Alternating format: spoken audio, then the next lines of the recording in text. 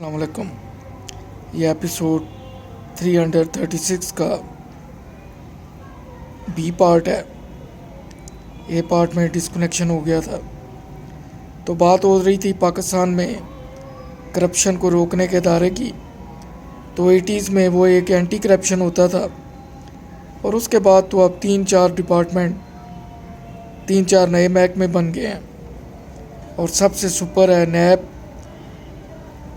اور جو رشوت کبھی 100 میں اور بڑی مشکل سے ہزاروں میں ہوتی تھی، اب اس کا معیار اربوں میں چلا گیا ہے۔ کوئی بھی گھپلہ اربوں سے کم نہیں ہے۔ کیا بات ہے کہ گھپلہ ہونے کے 4-5 سال بعد پتہ چلتا ہے۔ ادارے کہاں سوئے ہوتے ہیں جب یہ لوگ گھپلے کر رہے ہوتے ہیں۔ ہر پروجیکٹ روڈ پہ بن رہا ہوتا ہے جس میں کمیشنیں کھائی جاتی ہیں، ہاں وہ بلڈنگ ہے، ہاں وہ برج ہے، ہاں وہ روڈ ہے، ہاں وہ کوئی قومی منصوبہ ہے جیسے بجلی کے پروجیکٹ ہیں۔ کیا اس وقت کسی کو نظر نہیں آ رہا ہوتا؟ اس وقت کوٹیں بھی موجود ہوتی ہیں، نیب بھی موجود ہوتی ہے۔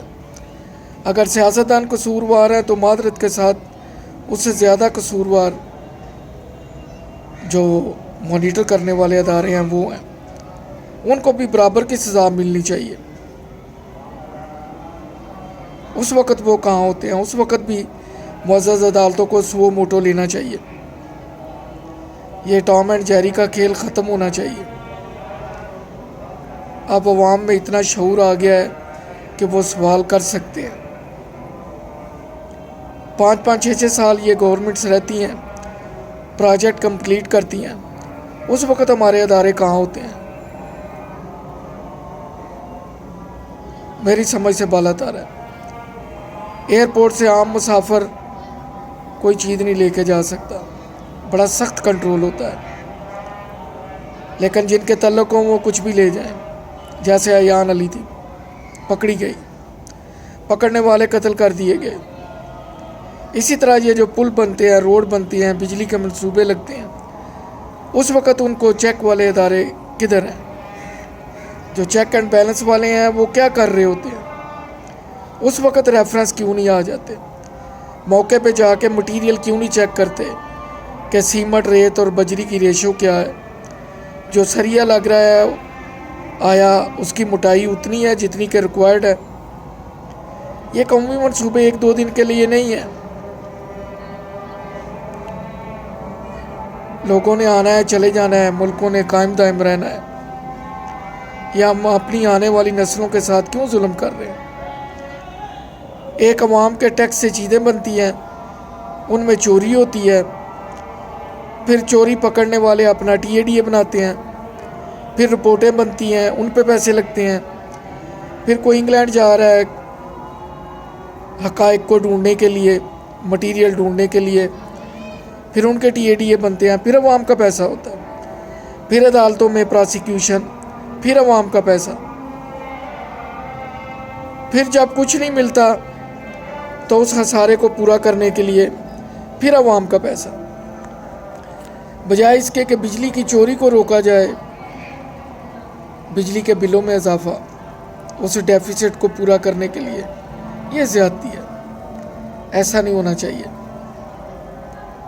ہمارے جو کرتا دھرتا ہیں انہیں ایسی قانون سازی کرنی چاہیے کہ کرپشن کی سزا موت ہونی چاہیے،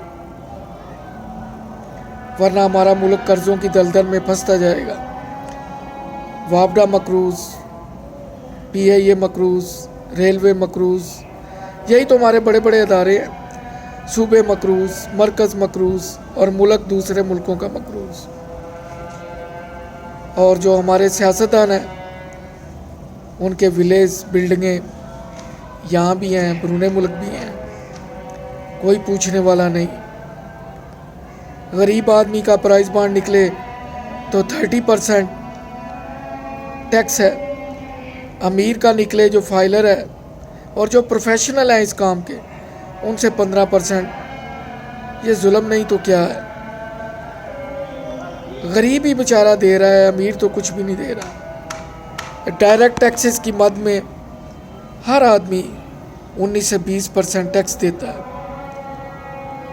ہر آئٹم پہ، بجلی کا بل، گیس کا بل، ٹیلی فون کا بل، کولڈ ڈرنک، پرفیوم، چلے پرفیوم کو نکال دیں، شیمپو، صابن، ہر طرح کی جو بھی آئٹم ہے، ڈٹرجنٹ پاؤڈر، صابن، یعنی 100 روپے کا صابن ہے تو سمجھے آپ نے واش روم میں جانے سے پہلے گورنمنٹ کو 20 روپے دیے ہیں، پھر آپ نے نہانا شروع کیا ہے۔ کولڈ ڈرنک پینے سے پہلے آپ نے گورنمنٹ کو 20 روپے دیے ہیں، پھر آپ نے 1.5 لیٹر کی بوتل کا ڈھکن کھولا ہے، اور وہ 20 روپے کدھر گئے ہیں؟ اگر آپ کسی موٹر وے ہیں تو پتہ چلتا ہے وہاں گاڑی پہ 800-900 روپیہ ٹیکس ہے، یہ پیسے کدھر جاتے ہیں؟ چیک اینڈ بیلنس ہونا چاہیے۔ اللہ تعالیٰ ہمارے ملک پہ رحم کرے، جو قطر دیتا ہے انہیں چاہیے کہ وہ سخت ایکشن لیں، ان لوگوں کو نشان عبرت بنائیں۔ شکریہ، اگلے ایپیسوڈ میں پھر بات ہوگی۔ دوران گفتگو کو جملہ محدود تو معذرت چاہوں گا۔ اللہ حافظ۔